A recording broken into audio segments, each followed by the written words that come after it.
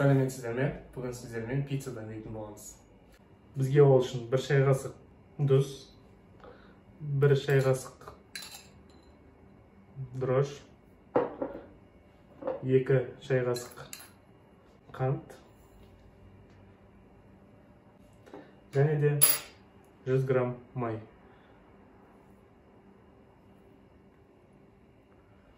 Осының бәрін сумен араластырамыз.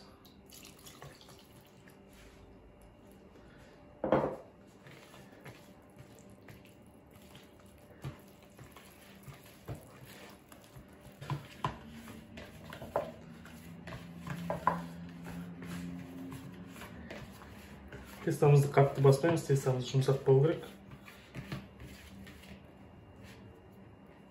Дайын болған тестамызды жарты сағатқа жылы жерге қоямыз. Пиццаның тестасы дайын, осылай көтерілді. Бұл тестадан біз 2 пицца жасайтын боламыз. Пиццамызды жасауға бізге колбаса керек, және қызанақ, қаймақ және томат, сыр и тестамызды дайындауға ұн керек. Все, бастаймыз. Күшті жабыспайтын теста шықты. Пиццаның тестасын дайындауғамыз. Ол үшін біз бірінші шеттерін дайындауғамыз бірінші. Осылай.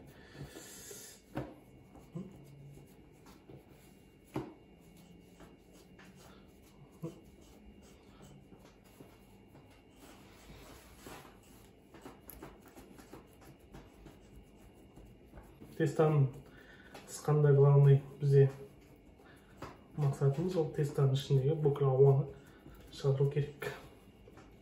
Сол үшін біз тестаның бірінші осылай формасын келтіріп аламыз.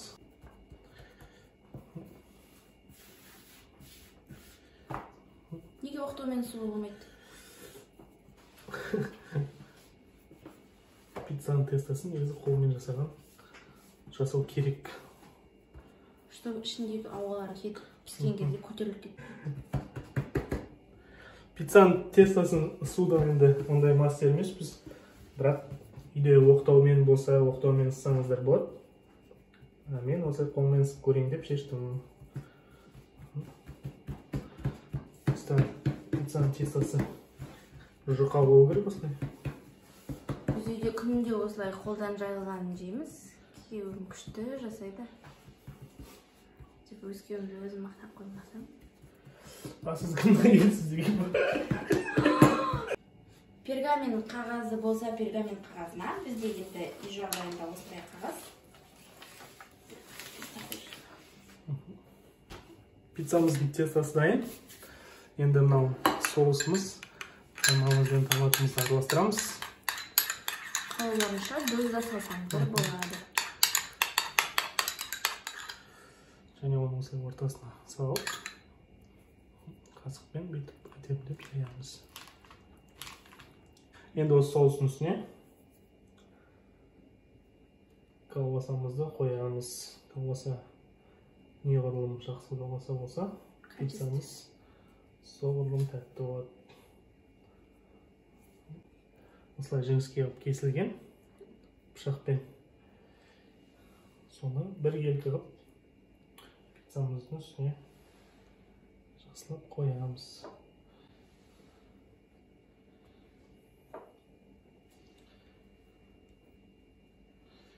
Өзімізге жасап атқаннан кейін аямай бәрін саламыз.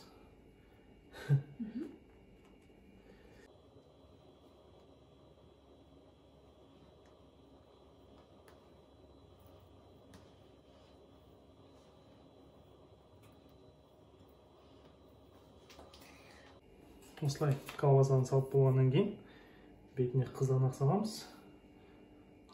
Қызанақ салсақ, бізде пиццамыз сочный болады. Және оның бетіне сырымызды жақсылап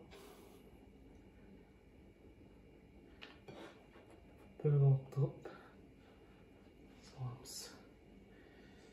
Сырымыз қаншалықты көп болса, пиццамыз да сол сияқты өте дәмді болады. Міне осылай дайын. Енді осыны қыздырылған пешімізге қоямыз. 180 градуста қыздырылған пешімізге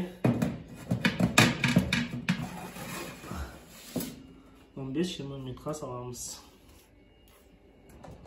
Пиццамыз 15 минут пісті. Енді осыны ақырындап тарелкаға түсіреміз. Енді әдемілеп кесеміз. Бірін алып көрсетейін.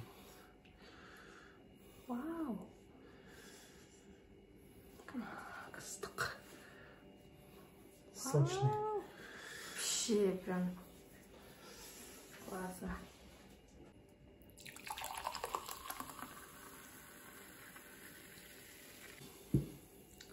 Салқын сусынмен пиццамыздан дәмін көреміз. Классно?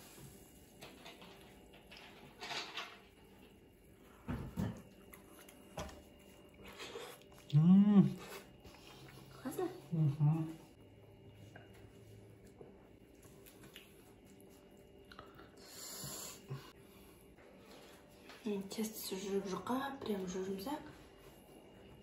Керемет. Мощно. Сочно.